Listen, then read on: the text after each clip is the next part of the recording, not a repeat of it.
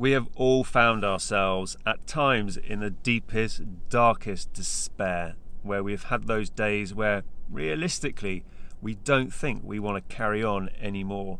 I've experienced those deep, dark days where I've just been so flooded with human emotions that I'm not even sure how the hell I'm going to cope.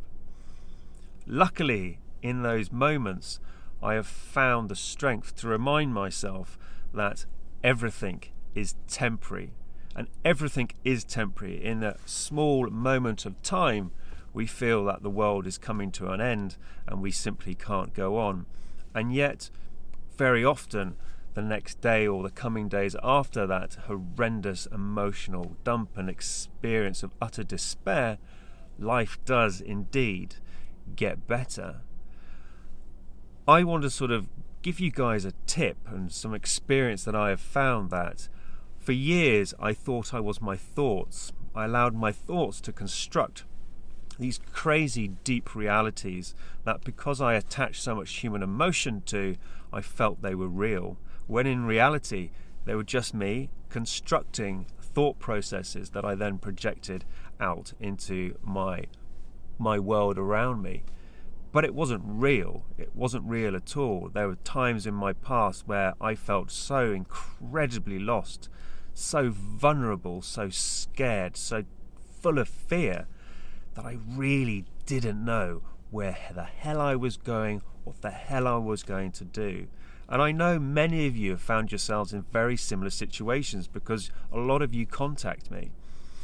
Now, it's really important, and it's very simple advice to, in those moments of absolute despair, to try and find yourself being more aware of your thought processes, why you are thinking that. And ultimately what I've found is starting to question these fears. Like, is this likely to happen? I have had some of the most horrendous fears, the most horrendous anxiety attacks, that upon reflection I've realised the likelihood of that actually happening in my world is extremely small. And yet I've allowed my mind and my emotions to invest so much of my time into it that I have ruined days of my life. I've ruined weeks of my life. I would argue I've ruined months, maybe even years, living in a fear that ultimately I created in my head and thus projected out into my virtual world. It all started in my head. It was all thoughts that I constructed, and it was all my emotions that I added to it. This is why it is so important to become more aware and more conscious of your thought processes.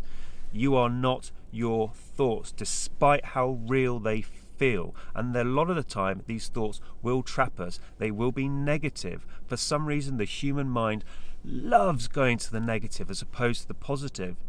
Just as we can make ourselves feel extremely sad and depressed and lonely, we can do exactly the opposite. We can make ourselves feel elated, full of joy, love and happiness.